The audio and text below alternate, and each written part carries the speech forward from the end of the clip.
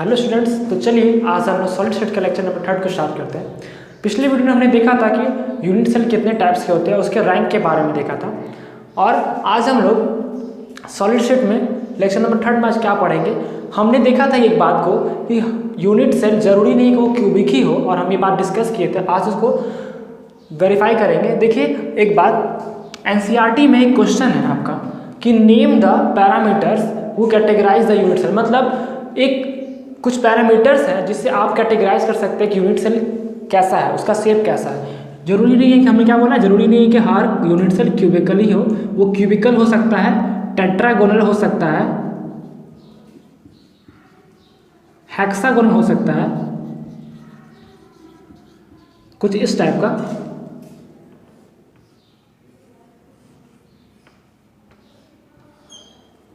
ये आपका टेट्रागोनल है,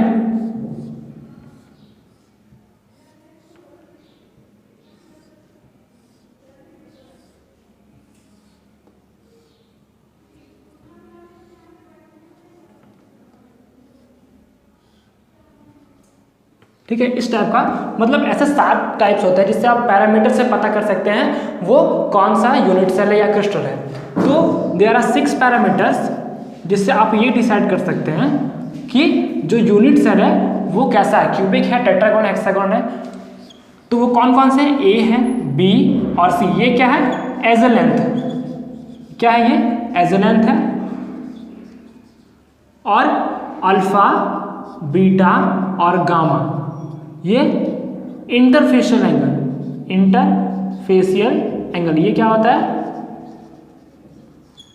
दो किसी एज का बीच का एंगल। तो अल्फा जो है यहाँ पर बी और सी के बीच का एंगल होगा, बीटा जो होगा ए और सी के बीच का एंगल होगा, और जो गामा होगा वो ए और बी के बीच का एंगल होगा। देखिए अल्फा जो है ए बी और सी के बीच का, बी और सी के बीच का। बीटा जो है ए और सी के बीच का, बीटा जो है ए और सी। ये सी है तो हाइट सबका तो सेम है, तो ये भी सी होगा। ए और सी के बीच में बीटा हो गया।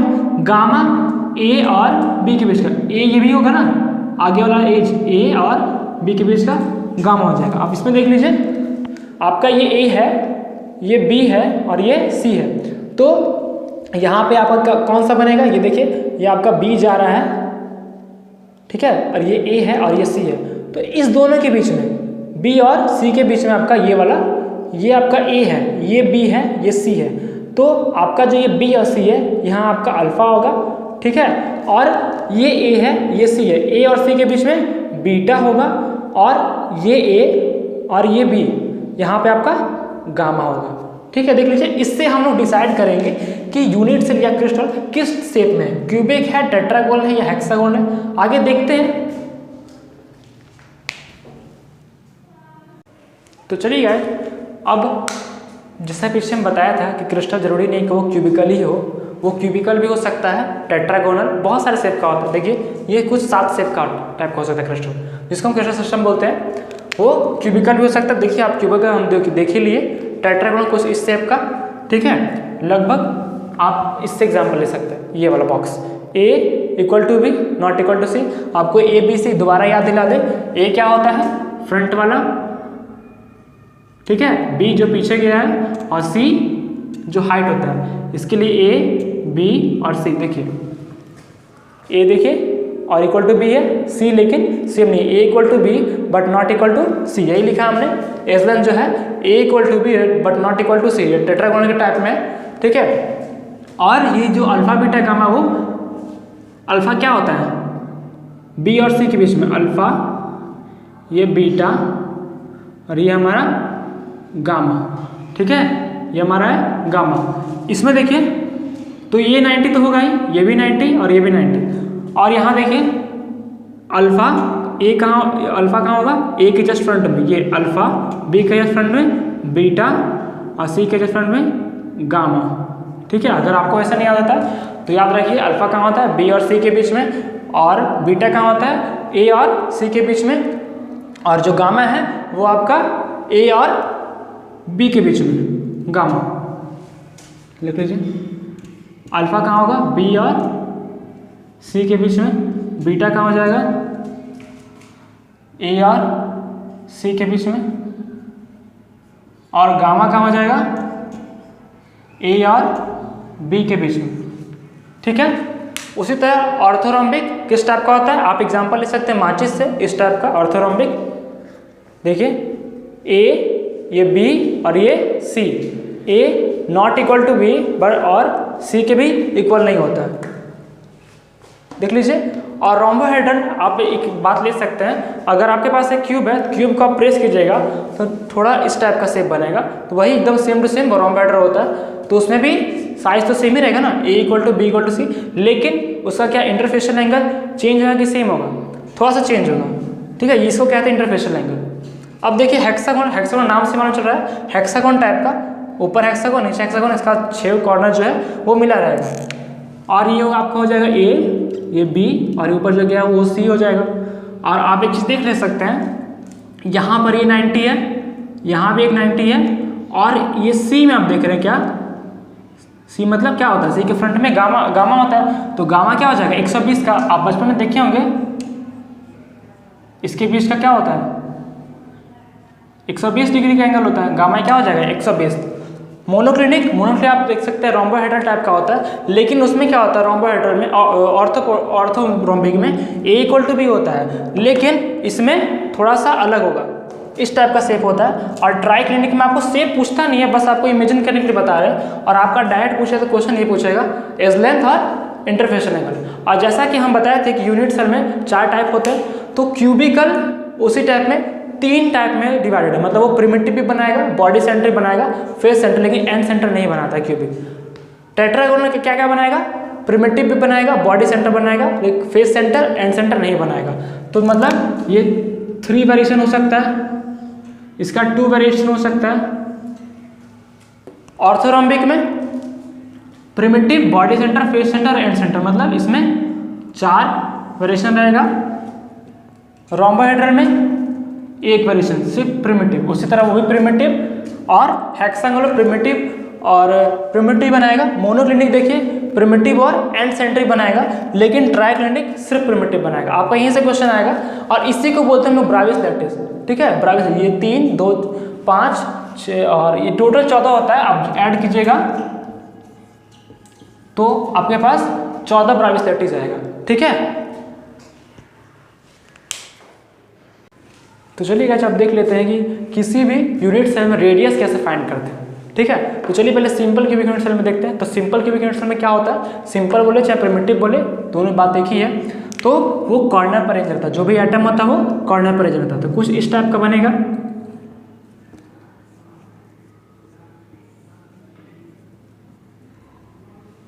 एटम, और एटम कुछ इस टाइप का। तो आप क्या देखिएगा, देखिए ये एटम का ये आर यहाँ आ रहा है और यहाँ आर आ रहा है, मतलब एक साइड में। तो आपको तो पता है ये क्यूबिक है, तो क्यूबिक में ये ए हो जाएगा, ये भी ए, ये भी ए, क्योंकि सारा साइड तो सेम होता है, ए बी सी, तो सारा सेम हो जाएगा। तो एक क्या हो जाएगा, ये साइड, और आर जो है रेडियस बोलते हैं, रेडियस ऑफ एन एटम। तो बताइए इस ए पर, मतलब इस एज पर कितना रेडियस है, 2 रेडियस, एक एज पर 2 रेडियस है। तो हम क्या बोल सकते हैं, आर इक्वल टू a/2 बोल सकते हैं। ठीक है, तो आपका ये रिलेशन निकल जाएगा। सिंपल क्यूबिक स्कूल में क्या हो जाएगा, सिंपल क्यूबिक में आर जो होगा a/2 निकल जाएगा। आपका ये यूज आएगा कि रेडियस डेंसिटी में आपका यूज आया है कि r, simple cubic answer question आएगा तो आपको आर का भी डालना पड़ेगा, या फिर आर का आप बोल सकते हैं। और ए जब बोलेगा तो क्या डालेंगे हम लोग, 2r। आप समझेंगे कैसे हुआ, एक एज पर 2 रेडियस आ रहा है, तो a इक्वल टू 2r यहाँ से रिलेशन निकाल सकते हैं, और r इक्वल टू a/2। चलिए अब फेस सेंटर को भी देखते हैं। तो चलिए क्या जब फेस में रेडियस देख लेते हैं। फेस में कैसे निकालेंगे, फेस सेंटर मतलब क्या होता है, कॉर्नर पर भी हो और फेसेस पर भी हो। देखिए कॉर्नर में अरेंज कर ले रहे हैं, और फेस पर लेफ्ट, राइट, ऊपर, नीचे, और आगे में और पीछे में। ठीक है, इस टाइप का आप एक एज को उठा के देखेंगे, एक फेस को उठा के देखेंगे तो एक यहाँ कांस्टेंट पार्टिकल्स है, यहाँ पर है और यहाँ पर है। तो आप एक सर्कल बनाए, मतलब एक एटम बनाए इसका, तो कुछ इस टाइप का बनेगा।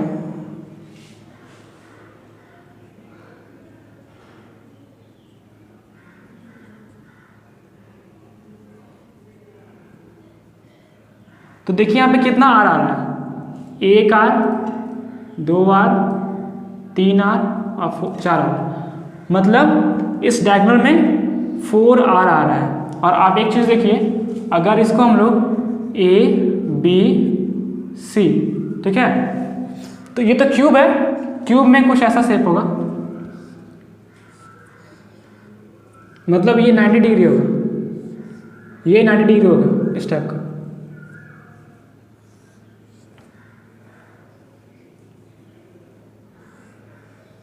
ठीक है, 90 डिग्री होगा। तो आप एक चीज़ देखिए, ए बी और सी, तो आप पाइथागोरस थ्योरम से A B square plus A C square is equal to, sorry A B square equal to, आप ये लिख सकते हैं A B square plus B C square equal to A C square. A B square equal to क्या हो जाएगा, ये A है, ये ए है, A square plus A square equal to A सी।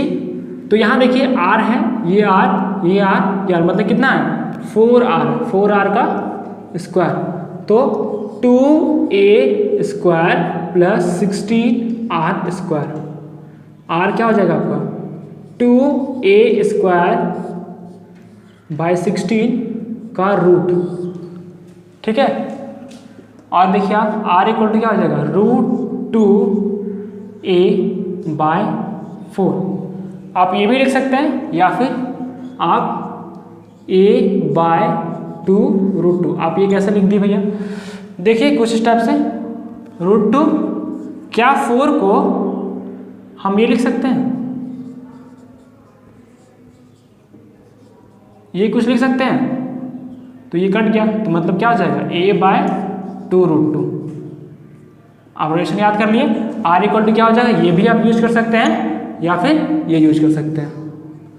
आप अगर आपको a बोलेगा तो आप a यूज कर सकते हैं 2√2, ठीक है, r, ठीक है।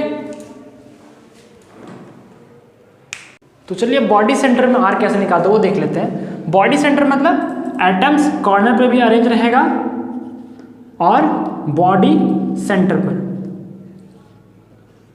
यहां पर, ठीक है। तो आप एक चीज देखिए,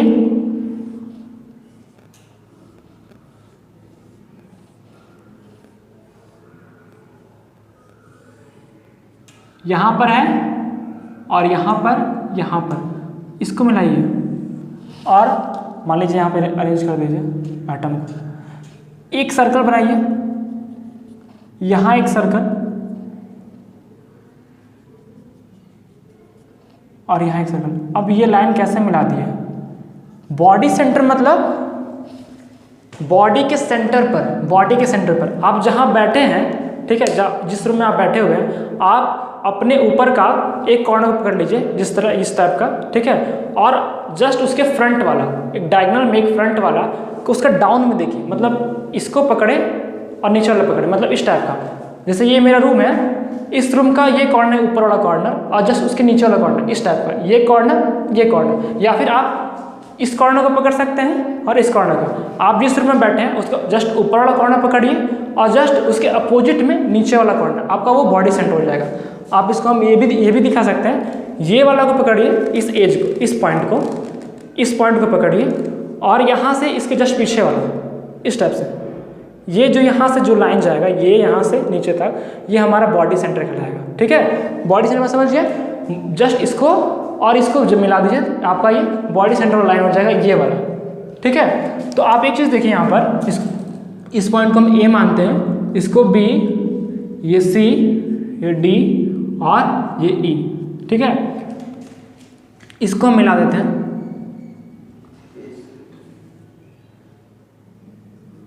इसको भी मिला देते हैं, ठीक है। ये हमारा एक फेस को उठा के देखते हैं, फेस को जब उठा के देखें, ये हमारा क्या निकलेगा, ये तो हमारा क्या, हमको पता है ये क्यूब है, ये ए है, ये ए है। तो आप बच्चों में पढ़े होंगे क्यूब का डायगोनल क्या होता है, √2 ए, ठीक है, √2a, ये हमारा √2a निकल गया और ये हमारा क्या है 4r कैसे बोल दिए, ये r, एक ये r, ये r, मतलब टोटल कितना r है 4r। यहाँ देखिए हाफ एटम का पार्ट आएगा, मतलब ये 1r, इसमें 2r, इसमें एक 3r, ठीक है। तो आप एक चीज देखिए,